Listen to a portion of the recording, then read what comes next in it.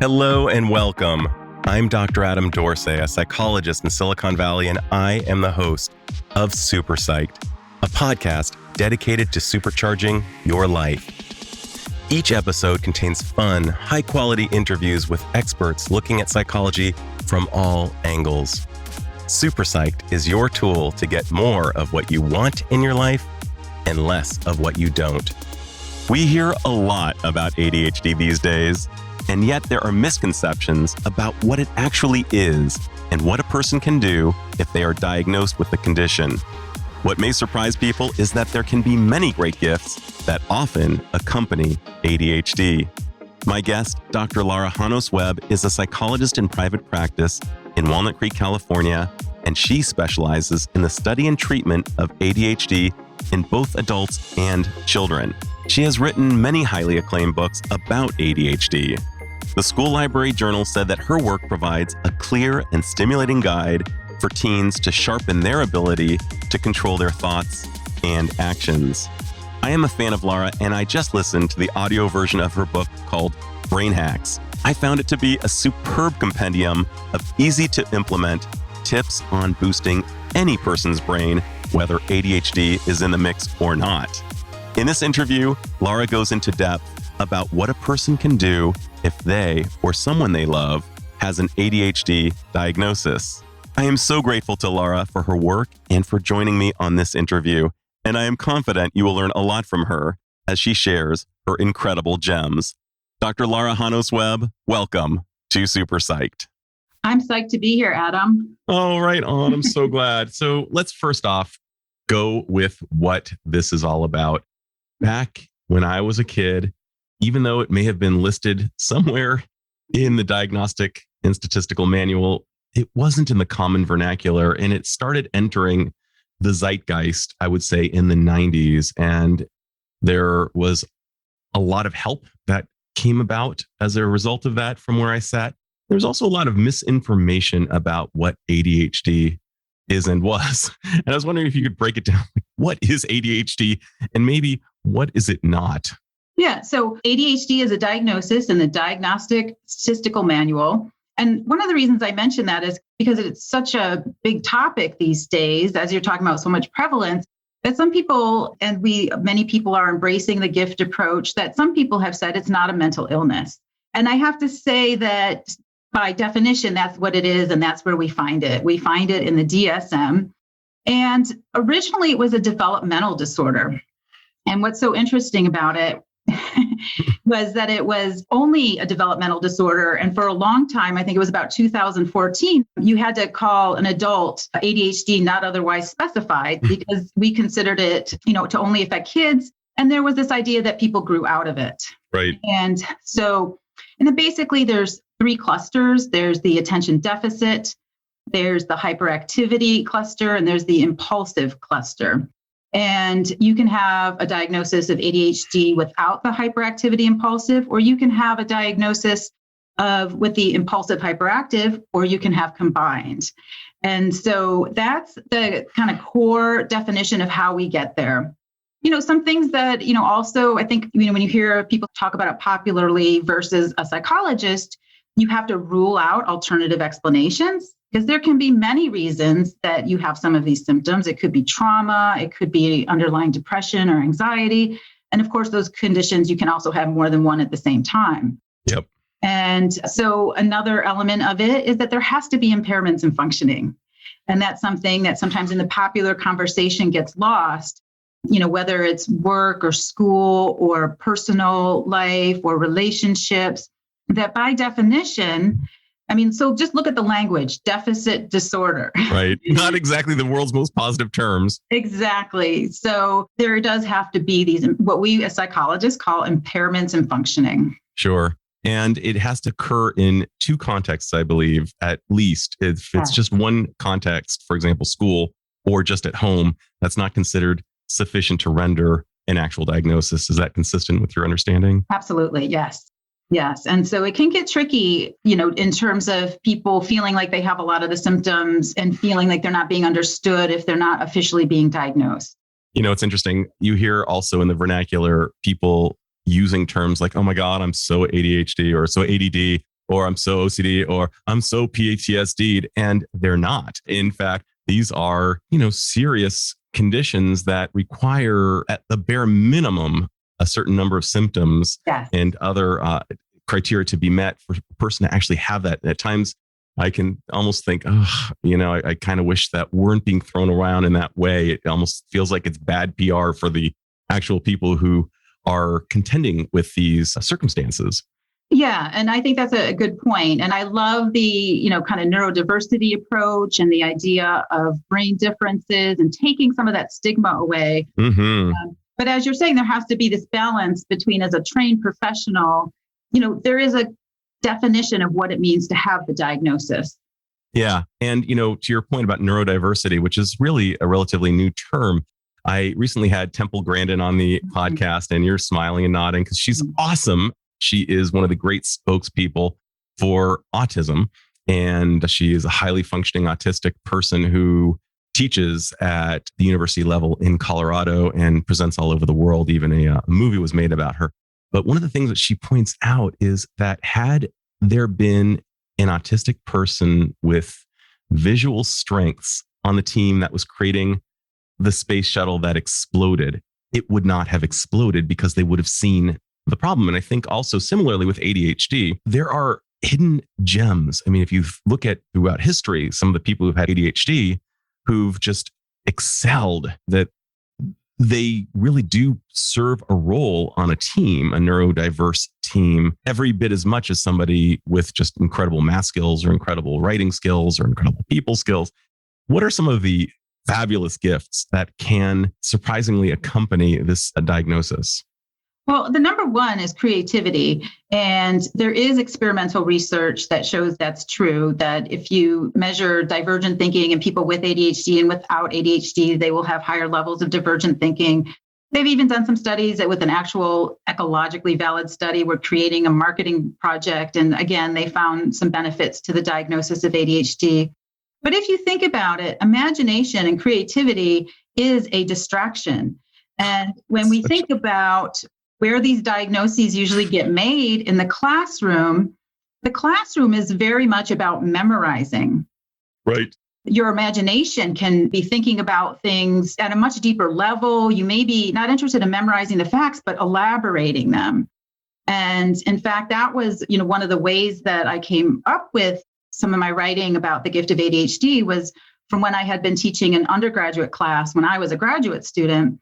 And I had a student who could just not even pass the multiple choice questions, but he would come to the office hours and he was so engaged in the material.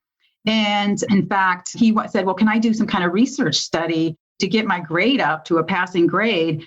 And he had so many powerful and deep ideas and thinking outside of the box.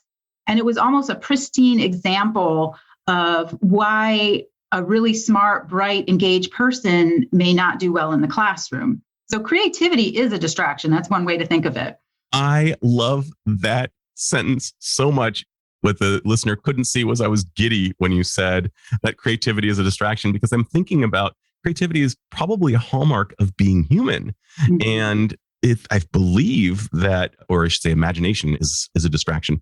I believe that imagination is something that other animals, to my knowledge, I don't think we have evidence that they do it. Daniel Gilbert of Harvard University, who wrote one of my all-time favorite brain candy books called Stumbling Upon Happiness, he said that if he were asked, what is it that makes us human? It's the ability to imagine a future.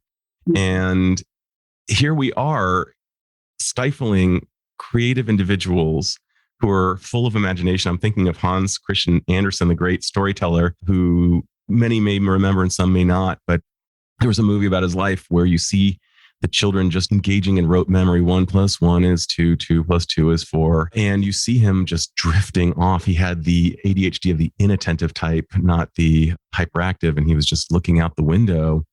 And not that rote memorization is bad. I'm a big fan of it, actually. But at the expense of being able to imagine, oh my goodness, what a loss. So you work with children and parents and adults with ADHD. What are some of the things that you often have to let parents know when they are contending with this diagnosis? of a child who may space out or may act out due to the ADHD diagnosis? Well, I think that the most important message that I like to give is that humans, children especially, thrive on having a positive definition of themselves, on encouragement. And these are simple things and maybe even obvious. But what can happen is because of the mismatch between the school and what's happening, they often get a lot of negative feedback. And one of the effects of that is that they internalize it, and then they have a kind of a negative self-image. And so one of the messages that I like to give is school is really focused on getting good study skills. And, in the real world, most job descriptions involve solving problems. And at an even higher level is what we're talking about, imagination and innovation and creating something that no one has even thought of. And that while there's the importance of accommodations and doing what it takes, to get them through school, but also to find those strengths and to give that positive feedback so that they can develop self-confidence. Because think about it, as an adult, how much is and let's take the word self-efficacy, because there's a lot of research around it and how important that is to motivation, how important it is to attention. And so by diminishing that self-efficacy of the child, you're also kind of creating a vicious cycle with attention and motivation. And before we carry on, self-efficacy, for the listener who might not be familiar with the term, is basically a sense that I can do it. Is that consistent with your understanding of self-efficacy? Yeah. So self-efficacy is a sense that I've had past successes and I can have future successes. And sometimes I use that word instead of self-esteem, because there's self-esteem got a little bit of a bad rap because there was that time when everyone was getting a trophy. I kind of, challenge that idea, because while there may be some issues with too much unwarranted self-esteem, we know there's really negative impacts of low self-esteem. Oh my goodness, yes. Yeah, so we have to have a more complex understanding of the research and the literature, but I do avoid it because there are people that are quick to point out that having too much self-esteem or giving people praise without any kind of data behind it can be unhelpful. But so self-efficacy is as simple as, when was the last time you had a success doing something like this? And in fact, research has shown that when kids will not start their homework, if someone will say, well, when was the last time you had success? They just have to remember a time when they could do it, and then they get that motivation to go forward. That's such a great distinction between what could be a hollow sense of self-esteem versus a solid sense of self-efficacy. And I think that's a real gift that you've just dropped for the listener. I am so grateful to you for that. I'm wanting to go back to ADHD as a term, attention deficit hyperactivity disorder. If you had the power to actually change the words used to describe this phenomenon, what would you call it? One of the things that I always think of is that an attention deficit does not need to lead to an appreciation deficit, because that is what we find. So good. And, I'm much more concerned about the appreciation deficit disorder, that result of that diagnosis. So if I were to come up with something, just off the top of my head, I would think it could be creative active child. Uh-huh. And it sounds like that would not be used euphemistically. You actually mean it when you say that. And I buy that. So many of the great comedians have ADHD, so many of the great artists and scientists.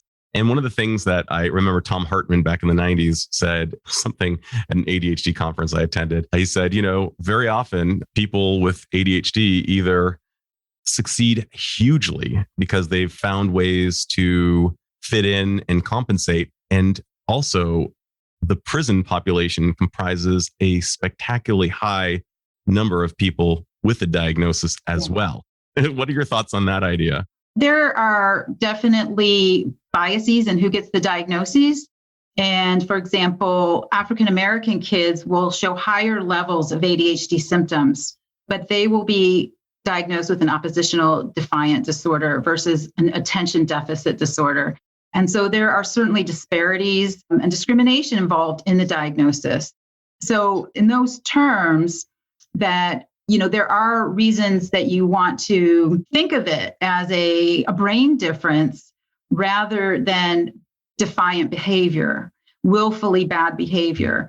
So you definitely want to have that balance between overdiagnosing versus underdiagnosing, a lot of careful consideration. And that was why we kind of started off with, there is this thing called the DSM, and it is a mental illness, and it is something that you want to take some care in getting clarity. And just to kind of revisit that idea, is it consistent with your idea that people with ADHD often have huge success or spectacularly underachieve if they either on their own don't find the roadmap, or if they don't have perhaps the mentorship? That's been my experience with the spectrum of outcomes for people with the diagnosis, that they can often exceed expectations or flail.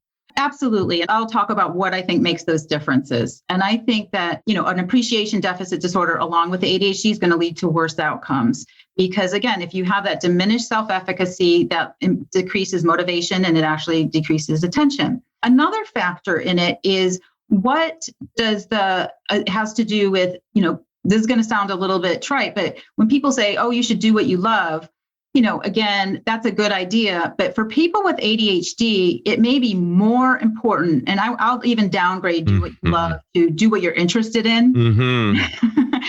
I mean, because again, there was kind of a backlash against do what you love in the sense that I guess a bunch of millennials went to college and then said, I want to be a pastry chef. And so there's kind of this backlash against being too specific about doing what you love. But definitely you should do what you're interested in. And I think sometimes for ADHD, you have to find that thing that aligns with your interest, your passions, and because that's where your attention comes from. In fact, we have the word hyperfocusing, that why do ADHD people hyperfocus? When they're very interested, they can be very engaged. So I think it's about finding that interest, maintaining that self-esteem through finding the positives and getting the accommodations and giving them some real successes to create that self-efficacy. And then through that process, that's going to lead to better outcomes. And I love to give families that hope. I mean, sometimes it's so funny in the middle of a session, I'll say, well, what does your father do? Oh, well, he's a salesperson, so how does he spend his time? Well, he talks to people all day and he travels around to all these different places and meets with people. Okay, so he moves around a lot and he talks a lot. And what are you getting sent to the principal's office for? I talk too much and I move around. Right. So it's exactly that strength that presents itself as a weakness in another context. And I'm just thinking about the tragedy of having that perhaps beaten out for the sake of edification or for the sake of fitting in, and the losses that are incurred to the individual as well as to society at large. Exactly. Because, and the other thing is when you think about the real world, I mean, it's what we were saying, when you go to a job, you solve problems, and many ADHD people, adults and children, are great at problem solving. They love to do that. And also innovation. They're great at that. And so there's this huge gap between what happens in school and what they're capable of once they leave school. And that is one of the messages I try to give, families, kids, adults. Excellent. And speaking of the messages, you've written a really cool book, also available on audio, called Brain Hacks. And I'm wondering if you could share a couple of your all-time favorite brain hacks as a teaser. And I do endorse this book. I think it's a great listen. But what are some of your favorite brain hacks? Some of my favorite ones are, for example, I have this one about scheduling chaos in your schedule. As humans, it's like we have these schedules, we have these plans, and then life happens. And every time it happens, we're surprised. Well, this wasn't on my schedule. Now what do I do? And yet it happens every day. Some of the fun categories I invite people to actually put into their schedules, and I call entropy, which is just a physical mechanism where things tend to go downhill. Totally. And that we need to plan for that. And another one that I like is putting fun in the day. One of the things that we know is that when you think about what boosts your attention, happiness, fun, activity, healthy pleasures, all boost attention. And then I also and you don't have to do all of these, but find one that's going to break up your day a little bit, and is dreaming. For the daydreamer, what if you were like, okay, I have a time where I'm going to daydream. And so when you're doing your stuff and you're kind of going off on those daydreams, you're like, okay, I have that on my schedule. I'll do it later. It's like that anxiety intervention where you give yourself 15 minutes, a half hour a day to write down all your anxieties. And that way you just kind of schedule it and you postpone it. And then really one of my favorites. Such a good one. Yeah. I mean, because with the brain hacking, I can boost motivation. One of the biggest brain hacks is if you are procrastinating is to say, I'll just do 5 minutes and get started, because sometimes you'll keep going. Or to say, how good will I feel when this is over with, and list all the benefits of how good it will be to get a project done. And so I really think I can help people to brain hack so that they're getting stuff done. But as you know, there's like 130 brain hacks in there.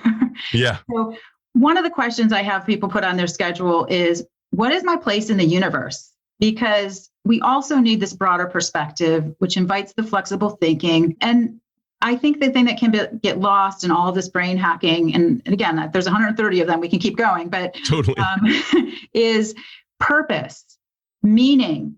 What is the purpose of all of this? And so there needs to be this balance with the productivity porn and the meaningfulness of what we're doing and the purpose, because those are the most motivating things for actually getting things done. It's such a great point. And I love the idea of just get started. I'm remembering when I was doing my dissertation proposal, I just got started.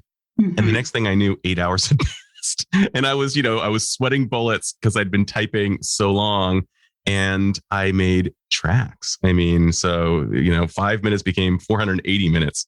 It was phenomenal. The other thing that you are kind of alluding to, and I kind of want to go there for a second, and that is that people with ADHD and maybe stimulation seekers and may be more likely are almost definitely more likely to be addicted to things, hedonism and drugs and porn and video games. I'm wondering, can you say a little bit more about this and what can be done to help people live more balanced lives?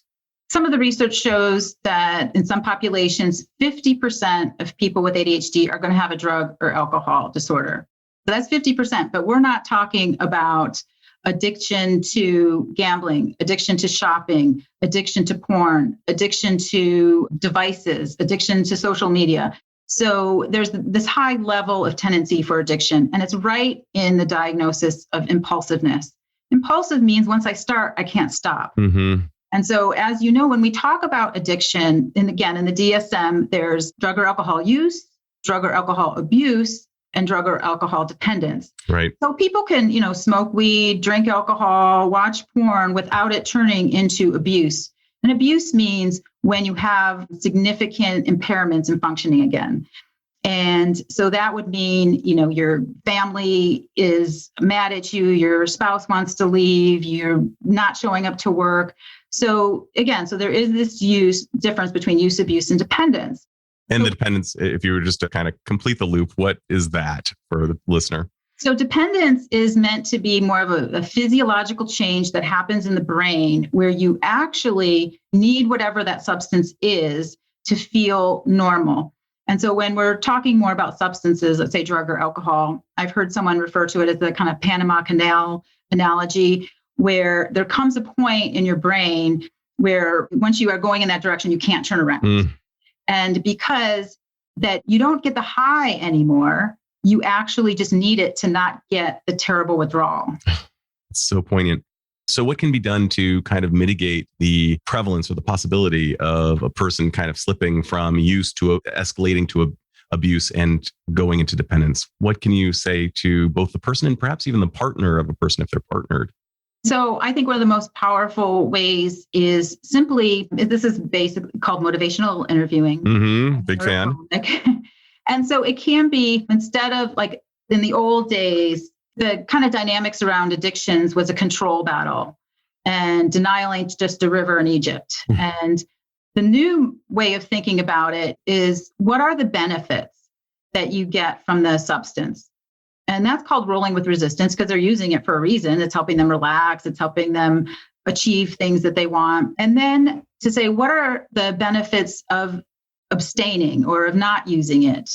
And, then I can get my work done. I don't have a headache in the morning. I can drive my kids to soccer. I can do all these things.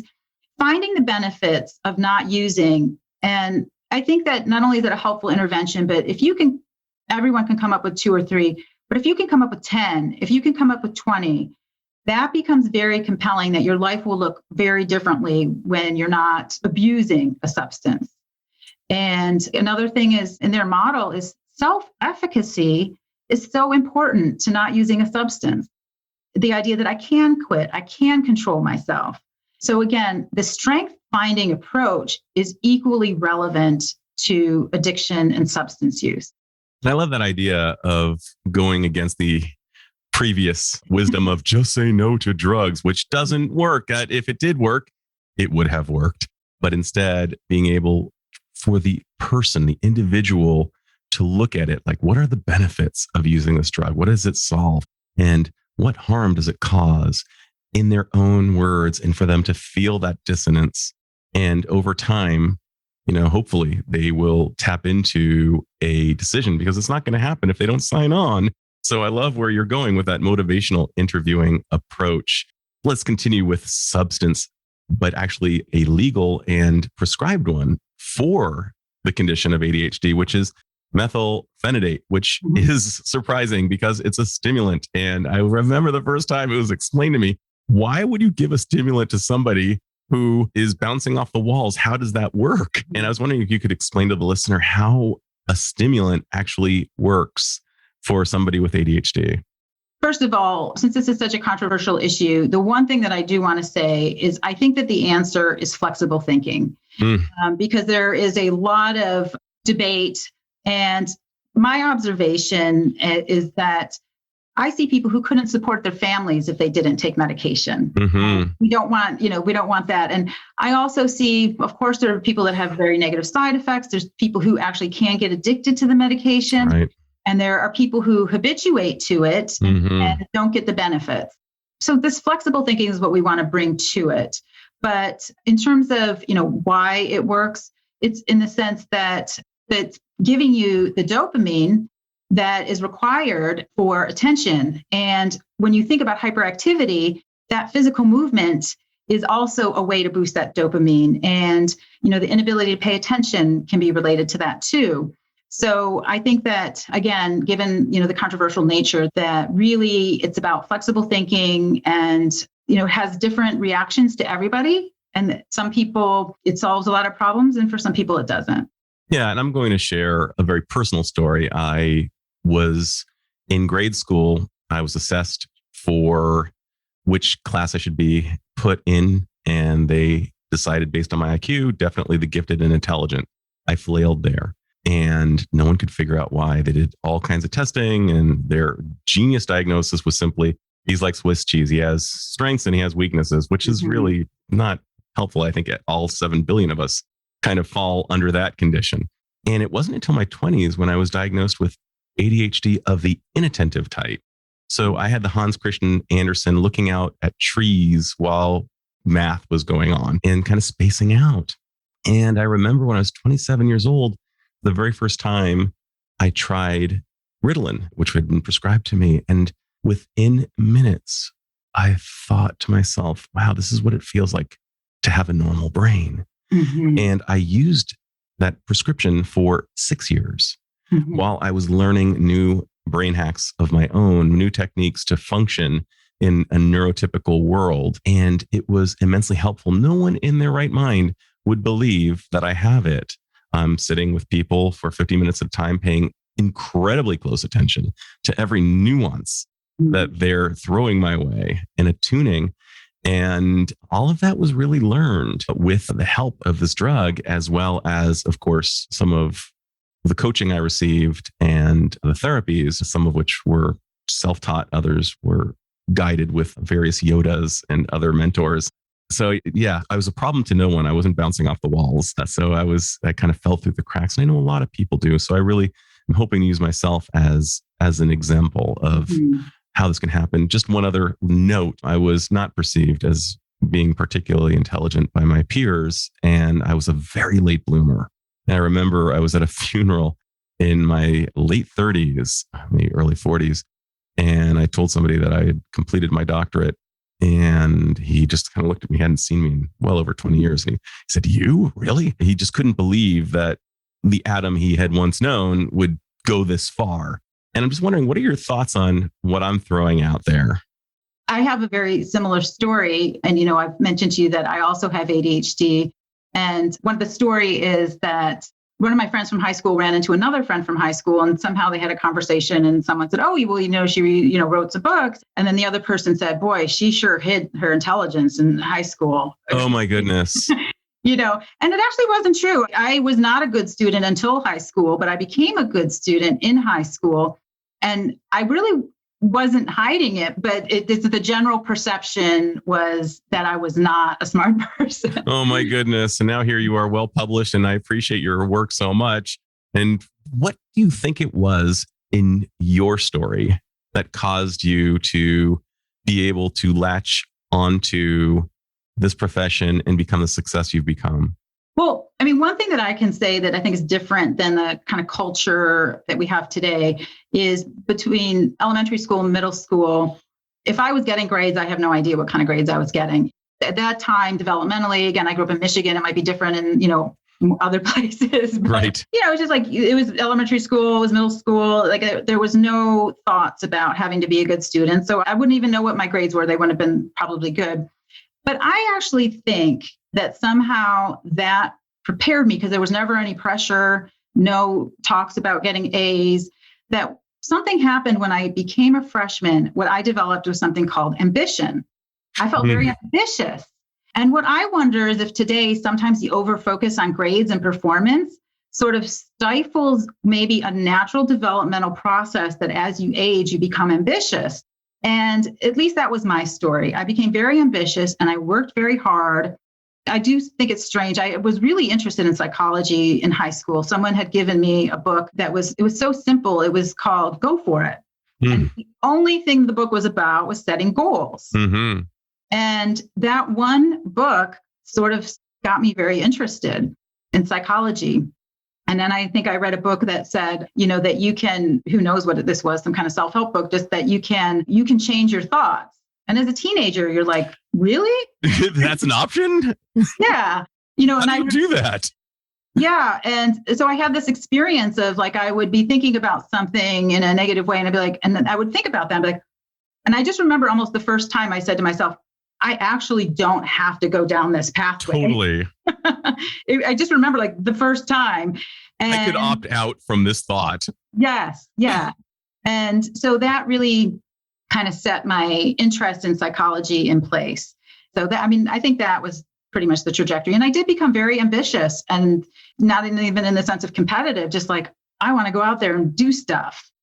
I totally get that. So one person once said it should be actually called selective attention disorder, because people with ADHD actually can seriously double down and seriously get into a topic and rock it harder than just about anybody. It just has to be something that they really love. Exactly. And I've actually heard you say, if a child is into a particular subject and less good at another, you don't, of course, completely avoid the subject that they suck at, but you really help them double down where they're strong. And I would love for you to talk a little bit about the ROI associated, the return on investment associated with doubling down in the area where a child might be really strong. So again, I think that it leads to, if you began to have that sense of a real interest in something, and because of my interest, I was reading books as a high school student, lots of psychology books. I remember even just going to the local library and reading all these psychologists who we wouldn't even remember their names right now. They just happen to be in that library. And so through that process, you're developing all of those skills. You're developing your attention in something that you are really passionate about. And then, of course, the other thing is, this idea that, again, coming back to self-efficacy, you have to have some successes. And it is directly tied to motivation and attention. And think about it, mood. I mean, how good can you feel about yourself if you're always patching up your weakness and not building on your strength?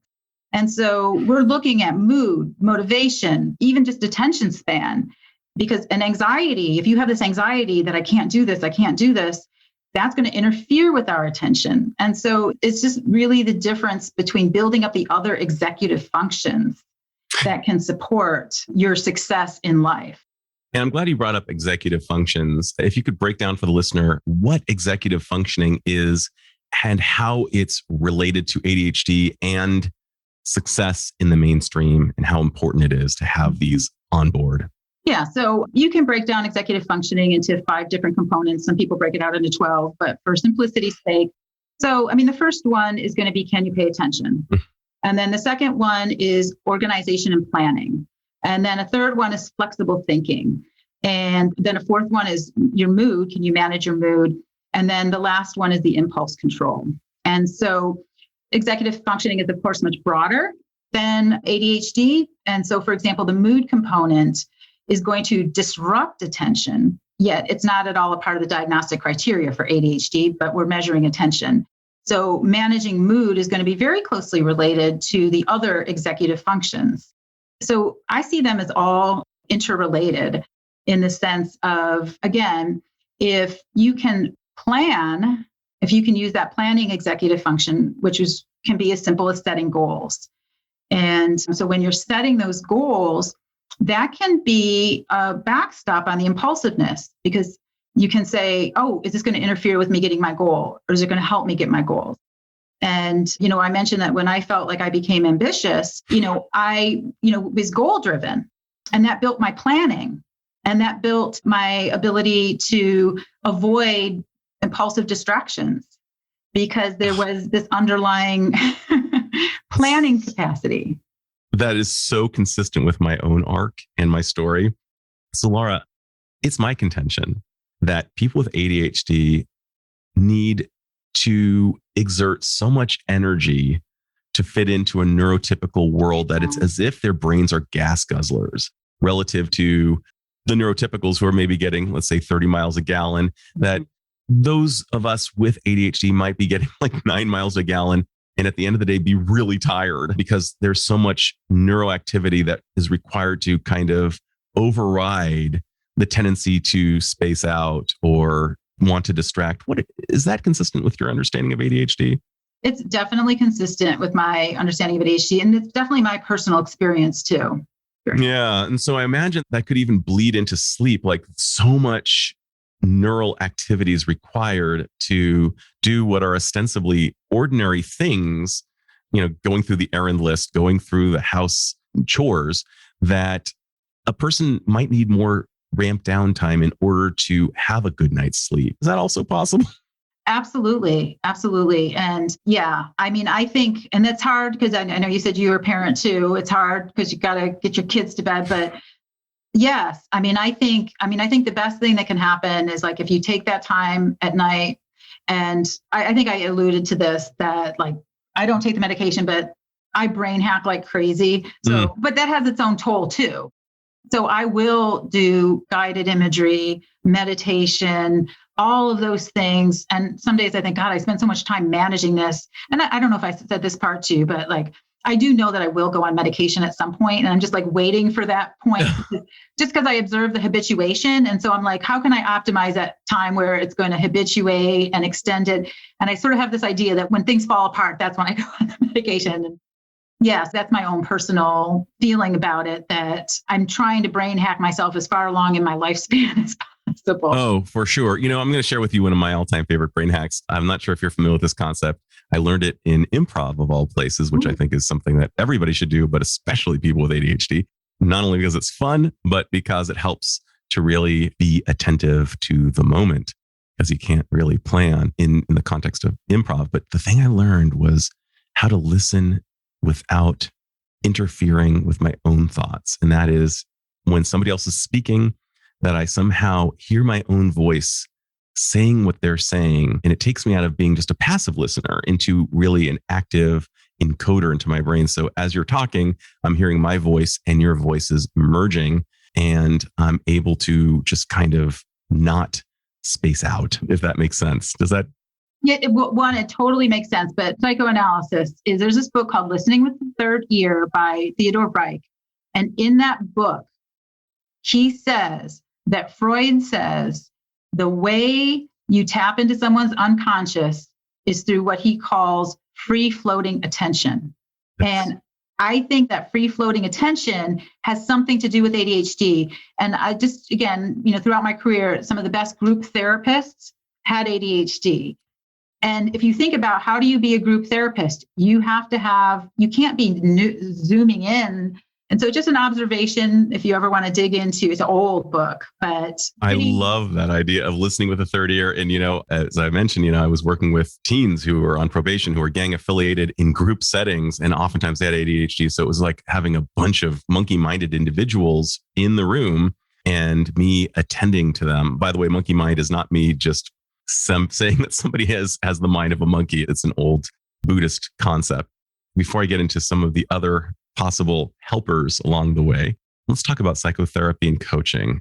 It's my sense that both of these can actually bolster the prefrontal cortex, which is largely responsible for these executive functions.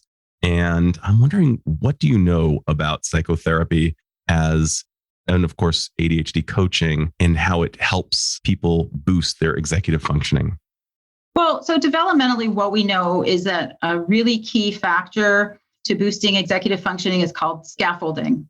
And generally that would mean, you see it mostly, let's say in kindergarten, Mm-hmm. but it should go on developmentally throughout our lifespan, where someone is holding a structure for you while you're on this learning curve. And that learning curve, if you have a diagnosis of ADHD, is going to be a lot longer. You can master some of these executive functions with that scaffolding.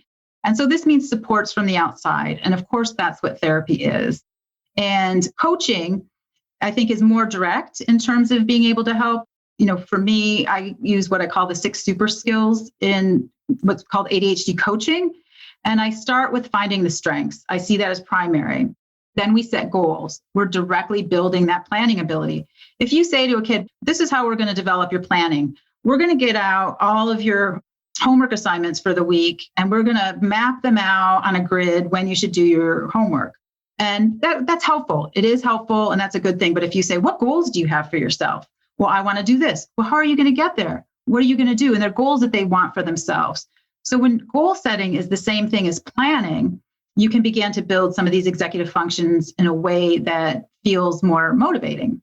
That is so good. And one of the things that I find myself thinking about as you're describing bolstering one's executive functioning is that there needs to be, from where I sit, an interpersonal component. I don't believe an app or a video or a book alone can do it, particularly for children with ADHD who need to know that another person cares. You may have heard that old aphorism, I don't care how much you know until I know how much you care. And then, Mr. Miyagi and, Daniel-san will begin to wax on and wax off, so to speak. And it's been my contention that is a critical element, that interpersonal, perhaps mentor to mentee or teacher to student, therapist to client, beautiful attunement and high quality relationship as a portion of the healing process. What are your thoughts? Well, absolutely. I mean, and because it is through our attachment that we can internalize the holding our thoughts rather than, oh, I feel like doing this, I'm going to do this. And so through this kind of internalization of a present other, and not only is that going to regulate our mood because that's comforting, it's soothing, it is a resource, and it can, manage, the rough waves of the emotions that go along with day-to-day life and having a diagnosis. And so I think it is very important and plays a critical role with treating ADHD. And there's another component which is called rejection sensitivity dysphoria, which in fancy terms is basically saying that children with ADHD oftentimes receive a criticism with a greater intensity than the general population, and how important it is to really tap in. Sometimes I think that a big portion of the ADHD is actually the parents not paying enough attention or enough quality attention to the child. And I was wondering if you could speak about perhaps a little bit about both rejection sensitivity dysphoria, as well as parents attending to their children in a way that would be most helpful. again, the research shows that an ADHD child is going to get a lot more negative feedback over the course of their life. However, in terms of rejection sensitivity dysphoria, there's actually no real solid studies associating it with ADHD. And I don't doubt that there is a subset. Surprisingly, there is one study that was done, and it wasn't on rejection sensitivity, with undergraduate males. That was all they could find in this study for ADHD. And they actually found something reverse to rejection sensitivity. Really? Which was that they were somehow overconfident. And there's many different ways that you could explain it. And it could be, it could have to do with, white males and this kind of overcompensation, maybe, or this idea of, the study doesn't explain the why. It just showed this one finding. So it's certainly not a universal experience of people with ADHD. And I think it will relate to different subtypes. But we do know that they get more negative feedback throughout their life, and that the inability to, regulate the emotion as well, it can, become ruminative. But I do want to just, that in terms of the research, I think there's still as many questions as there are answers about the relationship between ADHD and rejection sensitive dysphoria. But in terms of the parenting, there's definitely that, again, if the negative interactions, control battles that can happen between a parent and child are going to create their own whole cascade of symptoms, which will interfere with attention and motivation. One of my favorite concepts in the world of psychology is the 5-to-1 ratio, that in a relationship, we need 5 positives to every negative just to be in a net positive state. And that 3 positives to 1 actually kind of cancels it out. So really, to get to the net positive, we still need 2 more. And I was recently hosting a teen and sex expert named Shafia Zaloom, who said she believes it's all the more important that we do something more like an 11 or 12-to-1 ratio of positive to negative for children. And we're talking about neurotypicals. And here you are telling me something very important, which is that people with ADHD receive a lot of negative feedback over the course of their lives, and I imagine very much to their detriment. Mm-hmm. And I'm wondering, how can a parent who is understandably becoming infuriated with their child at times, like, how many times do I need to tell you this to the child? How can you advise a parent for a brain hack that will help them stay in the positive zone? I would think of not only being able to adopt a kind of an encouraging approach. And as you're saying, the 5-to-1, it's almost like whatever that ratio is, randomly admitting those positive things. And, what I have seen is that they just have to be simple things like, I really like how you did that, or great work, or I see you're really trying, or keep going, you're doing good, or inquiry in the sense of, what's something you did right this week? What's something you're proud of? What's working in your life? What's a problem that you overcame? Well, how did you overcome that problem? What strength do you have? What helped you to overcome that? And really searching for those kinds of positives, and even having them remember times when they're most appreciated. And, I'll tell you a story that it makes me sad, which is because I use a strength-based approach, I ask every client, when was the time you felt the most appreciated? And the thing that is really sad is that is not an easy question for people to answer. And I've had people sit there and by the way, objectively, you might be like, this is an awesome person. And they struggle. And one of the strange things is that so many times it doesn't come from something that, their parents did. They'll say, there was this one teacher who thought I was great, or there was this one coach.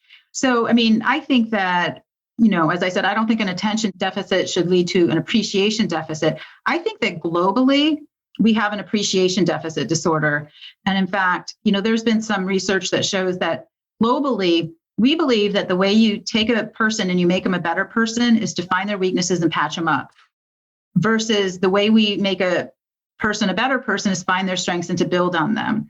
It's not necessarily like blaming, like people are bad parents. There seems to be this inherent model that we patch up weaknesses to make people better people. And it makes so much sense given the fact that all of us humans have been the beneficiaries from our ancestors of this negativity bias for the sake of our survival. Like if we hear hooves, we think of something that could kill us rather than, oh my gosh, it's just a cute horse coming by, because those who didn't have that negativity bias tended to die and their bloodline did not succeed long term. And yet it really is so imperative that we learn to override that negativity and be willing to, not ironically or sarcastically embrace an appreciation model. And because appreciation appreciates, or what you appreciate appreciates. That's great. And it's so great. I just have to do a little bit of a sidebar with you right now. Can you just give a list of some of the famous people throughout time who have had ADHD, or at least who we suspect in all likelihood did? Yeah. So of course, ADHD as a diagnosis didn't exist a long time ago, but right. But many people, for example, will say Edison. And one of the legends around him, and I love this, is that he would work on one invention, he would get bored, and he wouldn't finish it, and he would go and he'd work on another invention. And then he'd get bored with that and he'd go work on another invention. And actually, this really maps on really well to the stages of creativity. And so, for example, the first stage of creativity is preparation. And so this is what we think of as like, I'm studying it, I know what I'm doing, I know my material. But the second stage of creativity is incubation. And that incubation means we would think of maybe like a duck sitting on an egg. You're literally sitting on it. Or when we say to someone, sleep on it, that the incubation process of creativity happens when we turn our attention away from the problem. And then the third stage of creativity is inspiration. And that's that aha moment. And it actually, I think it was Archimedes who, when he discovered that you could, find out how the crown displaced the water, and he ran down the street saying, Eureka. And it was when he was relaxed and in the bath that he had that inspiration. And that's very, many people recount that's where they get those breakthrough insights. And then after you have that inspiration, then of course you have to apply it and then test it and see if it actually works. So what you see right in the middle of the stages of creativity is the inattention of incubation, and then the hyperactivity of inspiration. Mm-hmm. And because I take such great delight listing the VIPs who've had it, who else comes to mind? Just so that the listeners who may be feeling dejected, maybe somebody has a recent diagnosis for one of their children and is thinking, oh my gosh, we're doomed. Who else, if you were just to give kind of a quick laundry list without even necessarily describing them, who else is? Well, a lot of people would say Einstein. Mm-hmm. He was a terrible student. Richard Branson has been very public about his ADHD. I love that. So that's a confirmed kind of case.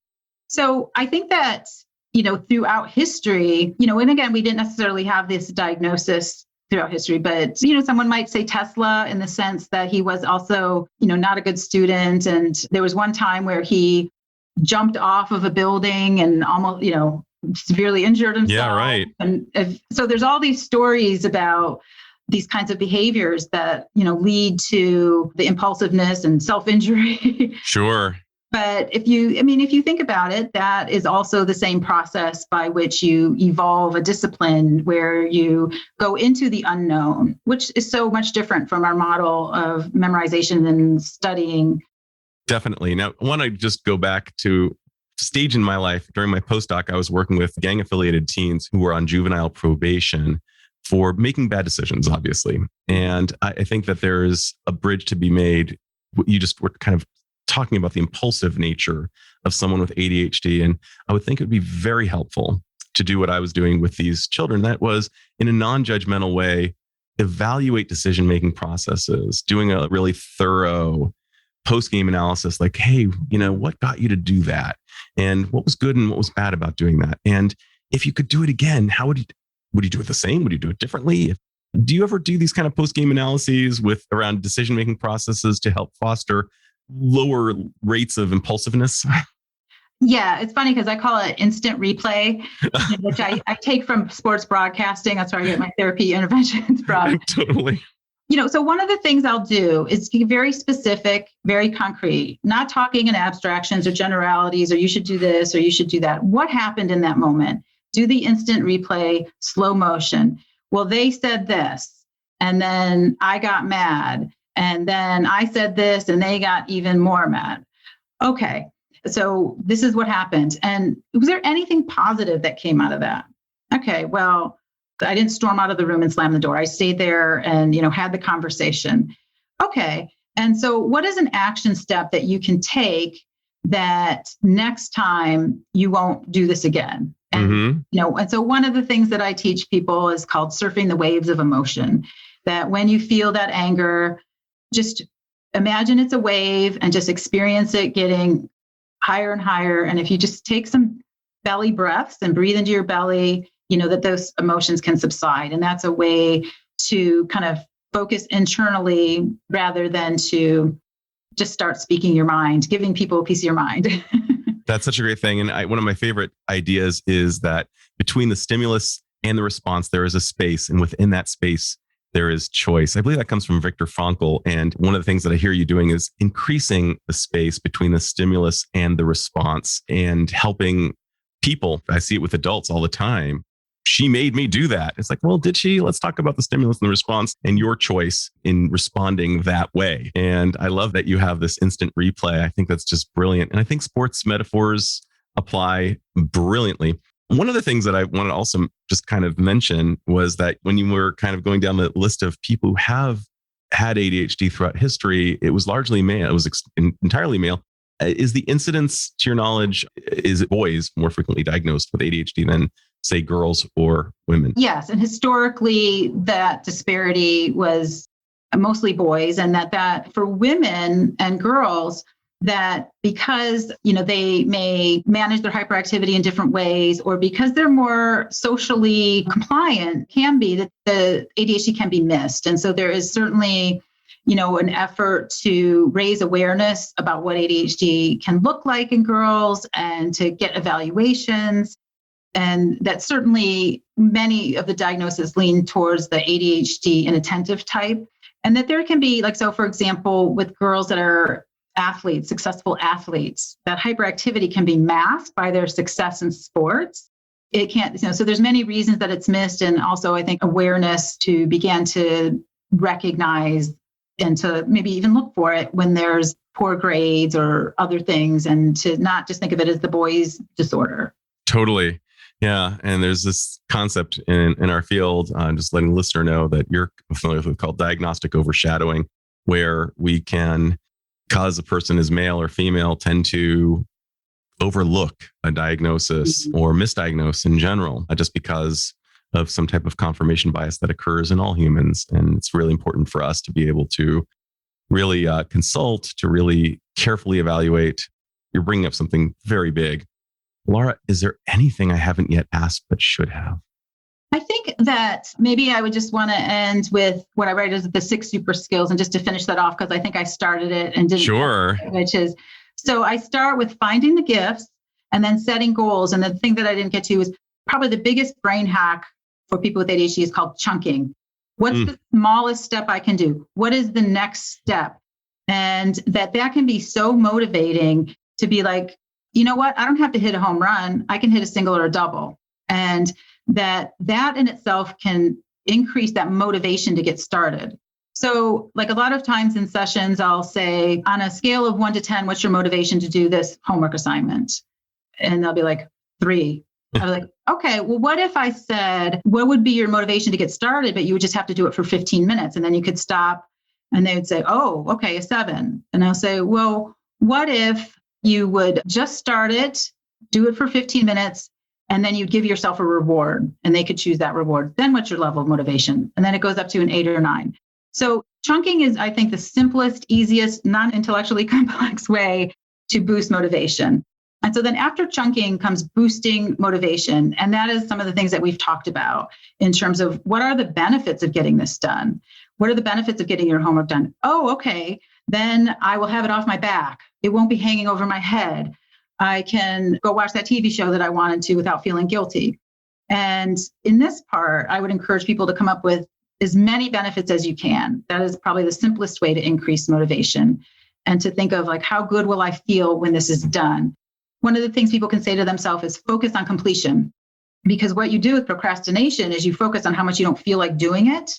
And so if we can just shift that awareness to how good will you feel when this is done, and that can boost motivation. And then there's mood management. And then the last one is attention management. And so for mood management, it can be as simple as, for example, the research has shown that the more precise words we use for emotions, the more we can regulate them. So I even write in the 6 super skills that go to the dictionary online, put in mad, look at how many, of the 30 to 50 words you get, what's the right word? And that has been shown to help us to manage our emotions. And then the last one is just entirely science-backed. It's how do we increase our attention? When you asked about the medication, I think it was John Rady in one of his TED Talks said that exercise is like a little bit of Ritalin and a little bit of Prozac. So, when we're talking about the medication, that exercise is one of the biggest brain hacks for increasing attention. Second is stress management. Stress interferes with our attention. And then also taking breaks. It seems obvious, but what we don't give a lot of attention to is attention restoration. We need to restore our attention.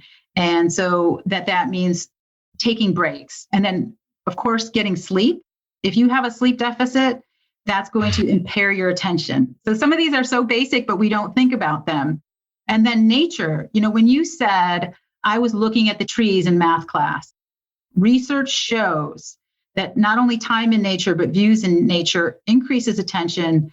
And theoretically, we don't know why, but it may be that nature, because it invites this diffuse attention, restores our attention. And then this one's obvious, limiting technology. We know that technology disrupts our attention massively. In fact, Dr. Adam Gazzaley has said that he thinks there's a crisis of cognition created by technology addictions. And then what I've been saying all along, and research supports, interest increases our attention. In fact, one of the synonyms of interest is attentiveness. They may be one and the same thing. So that's why I keep emphasizing, find what you love, do what you love, find something you're interested in. And then happiness. One study showed that giving doctors even a lollipop, you don't have to go to therapy for 30 years and figure it all out to be happy. Simple, healthy pleasures boosts our happiness, which increases our attention. And you said giving doctors a lollipop, or the doctor giving the patient a lollipop? Well, that's the joke. It was giving the doctors the lollipop. And so in that book, they were saying that maybe we need to give the doctors the lollipops and not the kids. So the reason I asked is because, I've come across some research that indicates that happier doctors are more likely to render an accurate diagnosis than unhappy doctors. You just threw down so much good stuff. I just need a comment on just some of the things that you said. First of all, chunking. Oh my goodness. Yes. Think of it like a pizza. You would not eat an entire pizza in one bite. You need to eat it one slice and one bite at a time. And I remember when my dissertation advisor said, Adam, don't trip. Think of this as a series of 12-page papers. And I was like, I could do 12-page papers. I write out 12-page papers all the time. And she said, don't worry, it's going to be great. 12 pages at a time. So that was massive. I also think about the accuracy of naming things. One of my great quotes, and I don't know to whom it's attributable, but that all wisdom comes from the accuracy of naming a thing. And naming our emotions accurately is so critical. It's akin to scratching an itch that you just can hardly. And once you've named it, that seems to take the sting out of about 50% of it. You were kind of alluding to the idea of fun. And I think that parents and teachers need to realize that humor and fun are necessary. Two Stanford Business School instructors have just written a book on humor. It's called Humor Seriously. And I'm halfway through it and loving it. And they're basically stating a business case for why there has to be humor in the workplace. And of course, it has to be appropriate, but there needs to be humor as well. And I think it's all the truer for somebody with ADHD. If it's not fun, you're not going to have their attention. And last but not least, you said, yeah, it's common sense. And there is such a chasm between common sense and common practices, we know. And it's just doing those things that we know we need to do that makes all the difference. But last but not least, you were talking about being out in nature. And I'm fascinated by this concept, often referred to as biophilia.